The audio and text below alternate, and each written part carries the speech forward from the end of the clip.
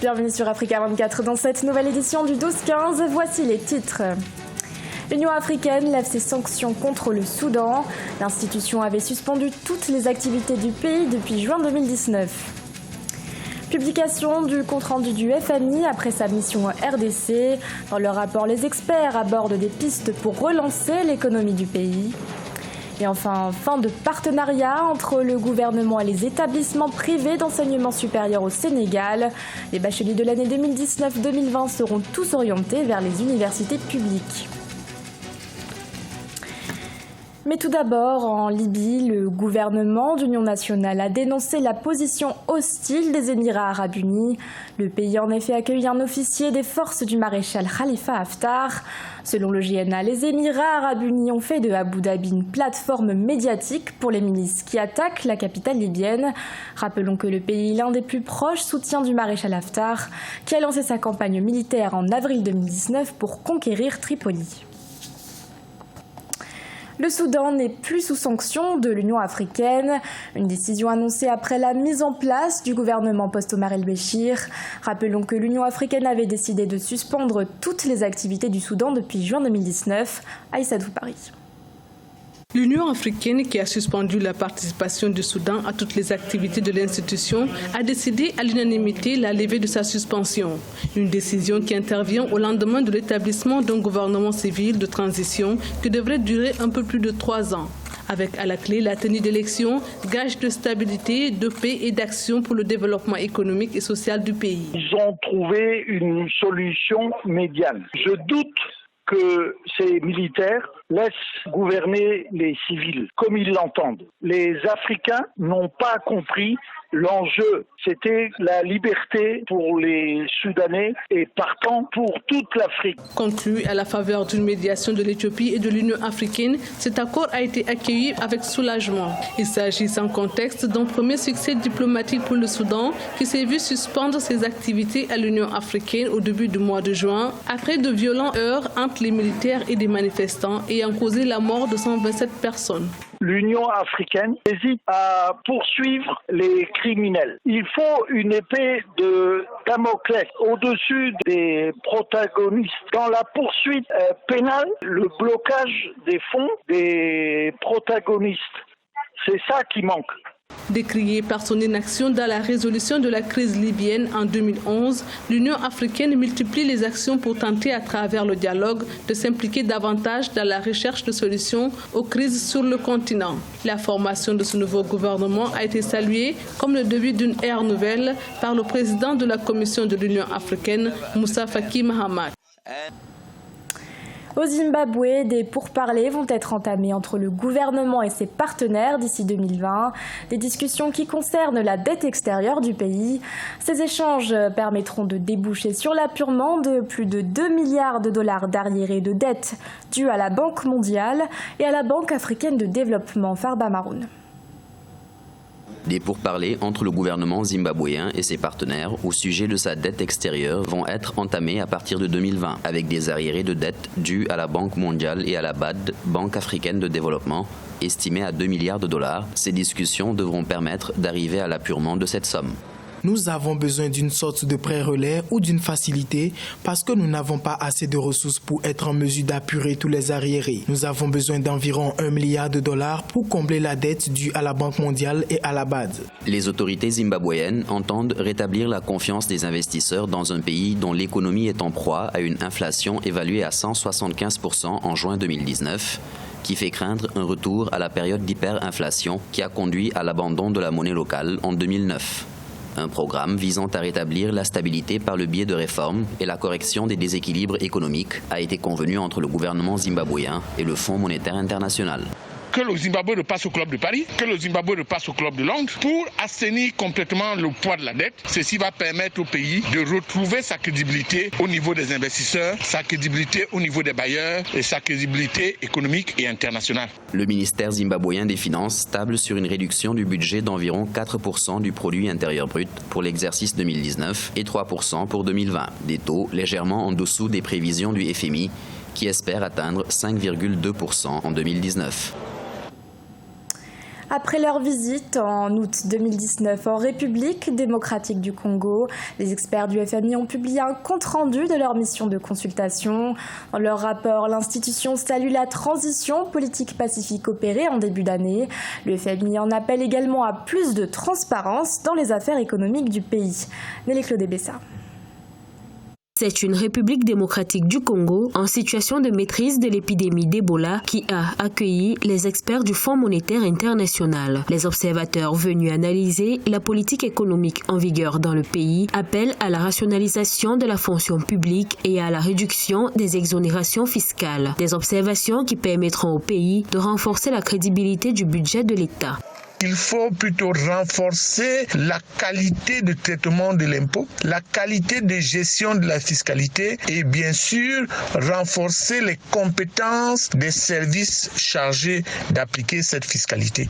La République démocratique du Congo, dont la promulgation du Code minier de 2018 a permis le renforcement du contrôle de l'État sur les sociétés, devrait être plus transparente sur les appels d'offres publics pour les actifs miniers. Il s'agit notamment de la publication de tous les contrats miniers, la divulgation de la propriété véritable des parties contractuelles et la publication des états financiers vérifiés des entreprises d'État.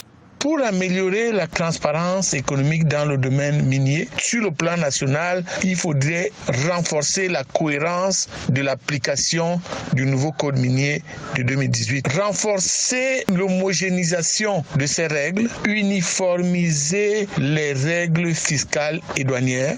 Malgré de nombreux défis de développement auxquels la République démocratique du Congo fait face, le gouvernement a finalement été constitué et investi par le Parlement. Le pays envisage de porter sa croissance économique à 10% au cours des 5 prochaines années.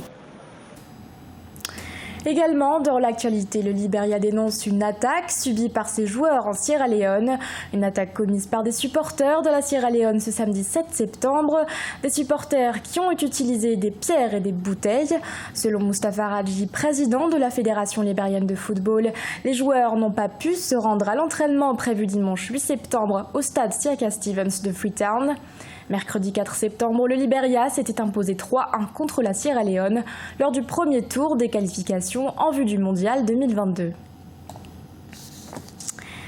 Le Sénégal met fin à son partenariat avec les établissements privés d'enseignement supérieur. Désormais, l'ensemble des bacheliers de l'année 2019-2020 seront tous orientés dans les universités publiques. Une mesure prise par le gouvernement qui doit rembourser 18 milliards de francs CFA à ces établissements. Un reportage de notre correspondant Eladji Ndiaye. Au Sénégal, l'ensemble des nouveaux bacheliers 2019 seront orientés vers les établissements publics de l'enseignement supérieur selon le ministre de tutelle, Cheikh Omar Anne. Sur les 57 130 bacheliers, 52 200 sont déjà orientés via la plateforme Campusen. Ceci met fin à l'orientation des nouveaux bacheliers vers les établissements privés. Aujourd'hui, plus que jamais, le gouvernement du Sénégal réaffirme sa volonté et son engagement à accompagner tout nouveau bachelier qui le souhaite à poursuivre sa formation dans le supérieur. Pour recevoir ces futurs étudiants, l'État s'engage à mettre en œuvre dans les meilleurs délais certaines actions, comme par exemple achever l'ensemble des infrastructures relatives au programme d'extension des universités, terminer la construction et l'équipement de 100 laboratoires scientifiques et réceptionner 7 espaces numériques ouverts. Le recrutement de 200 enseignants est aussi envisagé. Quand ils décident de revenir à la base, de revenir à la réalité première qui est qu'on maintienne, qu'on admette les étudiants dans le public, c'est salutaire, mais ce n'est pas pour le moment possible dans la mesure où les capacités d'accueil ne le permettent pas, mais en plus, l'état dans lequel se trouvent les universités publiques, je pense que tout le monde sait que les conditions d'un autre surpeuplement, eh bien, ce serait tout simplement une situation qu'on va aggraver davantage, alors que c'est déjà suffisamment grave. Cette nouvelle mesure met fin à la coopération entre l'État du Sénégal et les établissements privés d'enseignement supérieur. Ces derniers accueillaient jusque-là les nouveaux bacheliers et ce depuis 2013, soit une manne financière d'environ 44 milliards de francs CFA. En Zambie, le Dr Roland Msiska, le directeur général de l'Agence zambienne de l'énergie atomique, a déclaré la nécessité de doter le pays d'une centrale nucléaire. L'avantage est principalement économique. L'infrastructure aiderait en effet la Zambie à réaliser le 7e plan de développement national. Dr Roland Siska a également précisé qu'une telle centrale pourrait générer des ventes et des revenus d'électricité d'environ 470 millions de dollars. Au Bénin, le championnat national de taekwondo s'est tenu à Cotonou du 7 au 8 septembre. Une compétition qui a regroupé près de 200 athlètes. Parmi eux, les athlètes du département de l'Ouémé-Plateau ont été les grands vainqueurs de cette compétition. Un reportage de notre correspondant Lefty Onou. Discipline sportive majeure des sports d'élite au Bénin, le taekwondo est l'un des sports les plus pratiqués au Bénin. L'édition 2019 du championnat national de taekwondo a réuni de jeunes athlètes issus des ligues régionales. Selon le comité exécutif de la Fédération béninoise de taekwondo, cette compétition vise notamment à promouvoir la discipline et dénicher les talents afin de constituer et dynamiser l'équipe nationale. Le combat que j'ai vu depuis le matin ici me rassure qu'il s'agissait d'une bonne approche et d'une bonne initiative d'avoir eu à procéder à l'organisation des championnats régionaux d'abord, avant le championnat national. Les athlètes seniors, juniors et cadets, messieurs et dames, se sont défiés sur le tatami à travers une vingtaine de catégories. Ils ont été à ce propos examinés via les matériels électroniques sous la supervision des arbitres nationaux et internationaux. Vu le niveau de nos athlètes, avec les moyens dont nous disposons dans nos pays respectifs, les pratiquants ne cessent de donner le meilleur d'eux-mêmes, ainsi que les arbitres ici. 24 médailles d'or, 24 d'argent et 20 médailles de bronze ont été décernées aux meilleurs athlètes au terme du championnat. Les taekwondoïnes du département de l'Ouémé-Plateau se sont illustrés en occupant la première place, suivis de ceux de l'Atlantique et du littoral. Ils ont engrangé respectivement 94, 91 et 68 points. Ce journal a été réalisé par l'ensemble de la rédaction. Merci de votre fidélité. L'actualité continue sur Africa 24.